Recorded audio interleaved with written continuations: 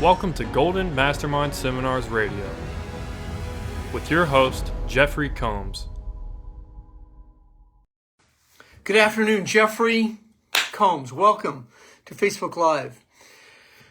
I am approaching podcast number 700 coming up soon. So on my More Heart Than Talent mindset, and then Facebook Live, the GMS Podcast. Number 700 will be in January, so I'm in the 600s today. Welcome to Tuesday Facebook Live, Breathe, Release, and Go Like Go. Diane, how are you this afternoon?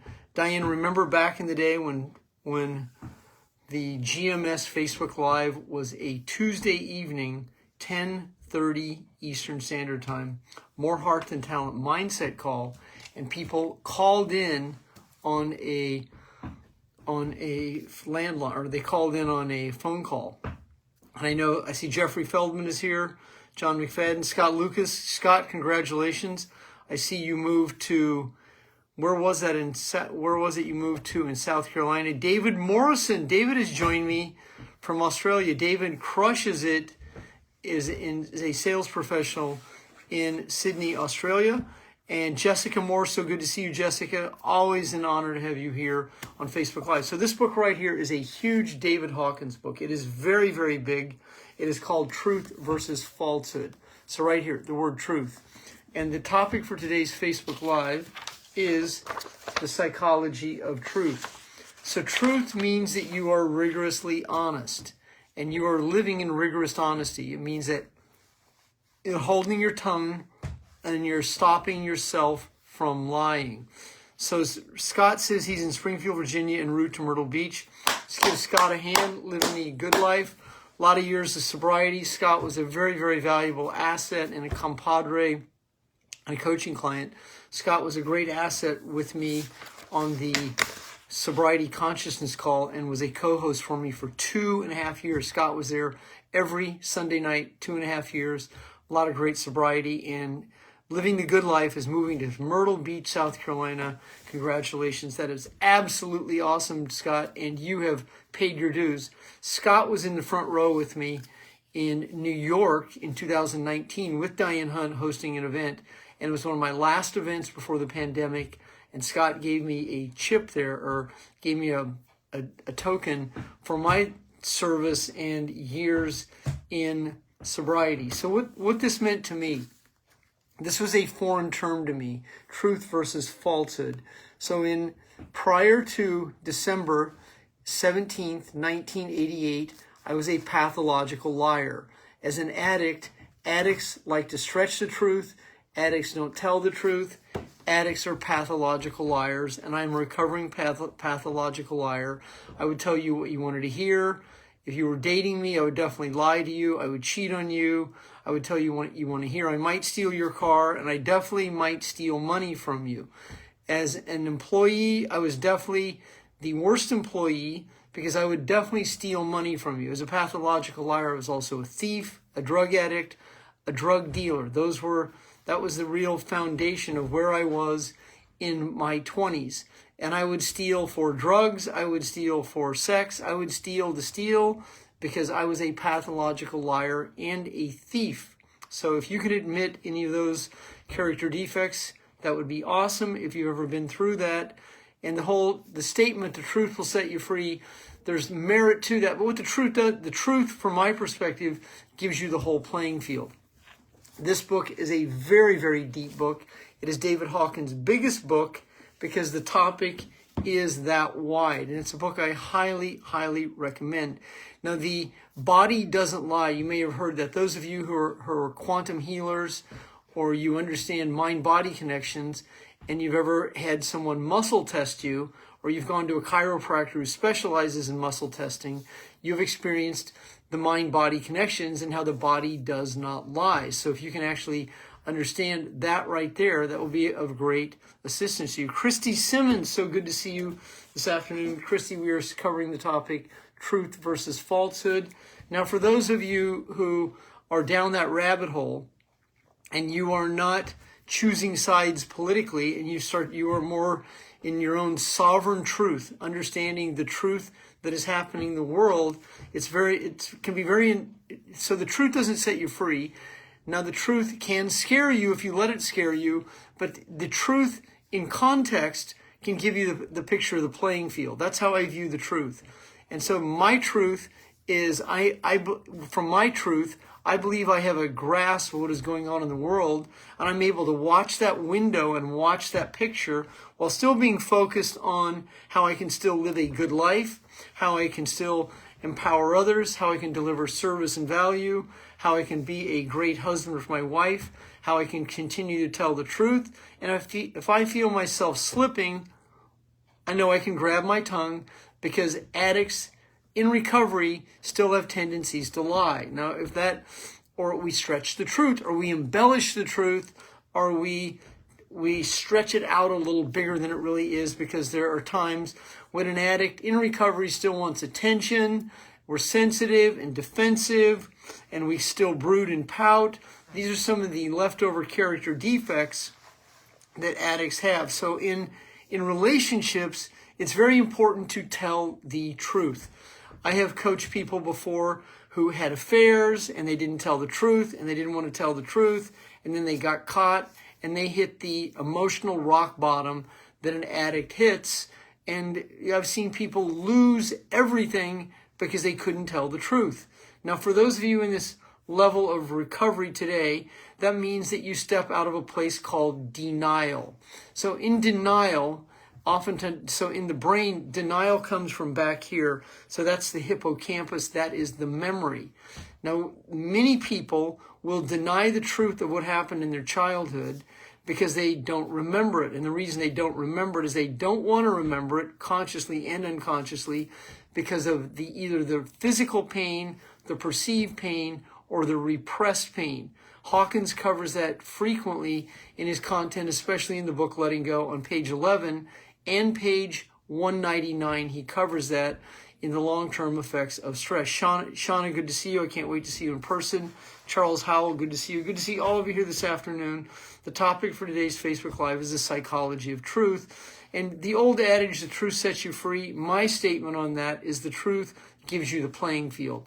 Now, if you really understand the truth and you learn to get off the chessboard of trauma-based mind control, signs, symbolism, the horrific food that we've been consuming over the last several years, and then music, movies, and other situations that can affect you. And if you understand the decibels of certain levels of music, you will stop listening to this music, because a lot of that music is conditioning you to be able to stay in a brain fog. And in brain fog, which is a level of denial, you're going to have challenges understanding the truth. And if you're going to own a business, if you're going to be a sales professional, it's important that you hear when your prospects are lying to you. Prospects will tell you what they think you want to hear. Teammates will tell you what they think you want to hear. Customers and clients will also tell you what they think you want to hear. And it's your responsibility, your ability to respond in a relaxed body, to be able to disseminate, to hear the truth, so that you're not being seduced. You're not seducing yourself. You're not following up with people who are not qualified buyers. You're not following up with men and women that you're in dating relationships with that are lying to you. It's important that you hear the truth so you're able to hear what people mean, not what they say. That requires clarity, and that requires learning to let go of your own brain fog. Joe Frith, my brother, so good to see you here this afternoon. I was Joe's coach back in 2014 and 15. He and his wife, they are exceptional professionals. I did events with them back in the day in upstate New York. That was Albany and Schenectady. Joe, say hello to your awesome wife for me. So the topic for today's Facebook Live is the psychology of truth. So here's the hippocampus, that's short-term memory. Your amygdala is in here. That's the emotional engine that searches for a feeling. So if you're living in anxiety, fear, and doubt, there's a high probability that your emotional engine that searches for a feeling will search for situations that are scary. That's the lions and the tiger that the reptilian brain will find. It's scary out there. It's scary to know the truth. And so it's scary to be able to break through. It's scary to start a business. So it's actually not scary. That's part of the denial that someone who lives in fight or flight is in. Fight or flight is a byproduct of the events we hold on to that are unresolved. In December 15th and 16th, I am hosting a 2-day event called Millionaire Blueprint. Some of you came to the predecessor of that event, Breakthroughs to Success. Shauna Fellaini, reach out to, and Diane Hunt Hughes, reach out to Shauna Fellaini. Both of you will be attending my Millionaire Blueprint on December 15th and 16th. Scott would love to see you there. Scott has attended before. Joe Frith and his wife have attended. A few of you attended my advanced events over a 26-year period. And so the advanced event is now called Millionaire Blueprint. John Collins, you'll also be there. If you want to reach out to Shauna Fellaini or Diane Hughes Hunt, all three of you will be at that event. If you're a coaching client, there's still plenty of room for you to attend this event. And at that event, I will be breaking down a term called the payoff. And the payoff is where people stay in denial. The payoff is recreate the same situation over and over to fulfill a feeling that is familiar. And that familiar feeling that we hold on to is disappointment, frustration. It's in the anger family. And then in the denial of that truth, people get very frustrated. They go, well, this is stupid. This is ridiculous. Why would I do this? I've had people get upset at me because I'm attempting to facilitate their breakthrough on what is called the payoff, and so that they can find their truth. I'm the steward on the journey. I'm the sage passing the wisdom, the insight, the information. I'm attempting to assist people to understand that this cause that creates this effect of why you do what you do recreates a neurochemical response called fight or flight. And I have really started to refine and fine-tune this in the last 15, 10, 5, and especially the last 2 years in my deeper understanding. Valerie Massey has joined me. She attended my very last Breakthroughs to Success with Scott Lucas, who's on today's Facebook Live, in December of 2019. And so at that event, that's what we do. We have a circle called group, and we attempt to break down the truth so that we can break free of the cause that creates the effect of why we do what we do. So the way that we lie to ourselves is we say, I don't know, this doesn't make sense. I don't know why I do this. One of my clients told me that he was 2 weeks clean and sober and then relapsed on dates 2 nights ago. Dates. He ate one date. So one's too many, thousand's not enough. He ate one date, and that led to a food binge. Now, that doesn't mean he can't eat dates, but it means that whatever it means, it means. Those of you who understand recovery understand that one's too many and 1,000's not enough. So that one date then led to a bag of chips, and the bag of chips led to more, and then he got so sick that he couldn't work out the next day. I mean, this is what happens when there are cheat days. And so when you're cheating yourself out of life. So, oh my God, Valerie says, this December I'll be 4 years sober of alcohol and enjoying another 12-step program, Al-Anon. Thank you very much. That is absolutely awesome. And this is where we begin to state the truth. When we become honest with self. Honest with self. I had one of those calls. Now, addicts are very, very dramatic. Addicts like to tell stories, tell lies. Addicts like to embellish truth. They also like to pull fake suicide situations. They like to scare their loved ones. They like to do other situations. And I have done it myself. And I have sat in the truck going, oh my God, I think I'm going to off myself today. I can't go on like this. Well, addicts live in just high drama. And if you're an adult child of an alcoholic, you have suffered the consequences of living with these crazy people like myself, who, fortunately for me, I'm in recovery 36 years. So all of you that are in recovery, I absolutely commend you, because you have stepped off the Ferris wheel. The Ferris wheel just goes like this and this and this, and there's no recovery from it because you are trapped in this loop of addiction. And until you are actually emotionally sober and you start to practice the no more cheat days. And I've seen some of you actually have fasted. Congratulations. just fasting takes a tremendous amount of courage. So courage is the gateway to truth. It's a great gateway to consciousness. The courage to let go, the courage to tell the truth, the courage to be honest with yourself or with someone else. And when you start to do this, now you start to free yourself from the ties that bind. You begin to surrender yourself to some of these feelings. John Collins, Scott Fallaney also joined us today. Say hello to Scott. Scott, say hello to John. You'll be able to meet each other in a little less than a month. So I'm very, very inspired to host this event coming up in less than 3 weeks, or a little more than 2 weeks, because we'll be we'll cover this content right here, truth versus falsehood. And this is why the emotional code, in your emotional code, your body does not lie. So you'll be able to see what your body rejects, what your body accepts, as you learn how to effectively tell the truth. You'll also have a better understanding of why you do what you do, the cause that creates the effect, of why we hold on to a certain set of feelings.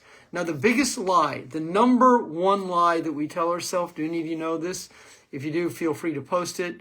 The number one lie that we tell ourselves is, I am not good enough. That is the number one lie that I assist people. And in that lie, then we attract dysfunctional relationships, dysfunctional careers. We hold on to families that are disempowering. We let perpetrators and violators in our life. We date, mate, and marry narcissists. We have fight or flight about a text we get from our mother, or a text we get from an ex-boyfriend or girlfriend or an ex-wife. And we give so much power away when we're in this anxiety, fear, and doubt because we don't want to face the truth. And the truth is, you're good enough. Now, the reason that this is so challenging for so many people is to admit that you're good enough, because the ego goes, oh my God, if I am good enough, then I have to be responsible. So what I'm going to do is just dumb myself down, and I'm going to hide out in this lower self, this place called denial. I'm not really prepared to step into my higher self, where I could actually succeed, empower others.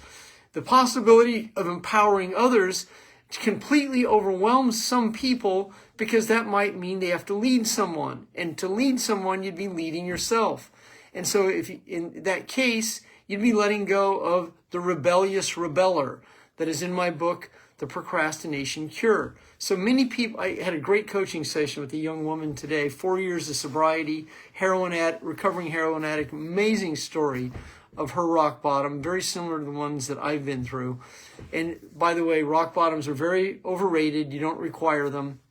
But the woman, it was just telling me today that she has an opportunity for a really good sales position, and I was very proud of her. She has let go of the possibility of having to have structure and order, and she's letting go of the cause that creates the effect of why she does what she does, and actually is stepping into the possibility of being in a six-figure sales position with a mentor in her backyard that she attracted through a meetup group. Very, very empowering situation for a young woman, 4 years into sobriety, heroin addict, multiple rock bottoms like myself. Amazing story of redemption, recovery, and 4 years clean and sober. Absolute miracle. Heroin, if you don't know it, is a very, very challenging addiction to overcome.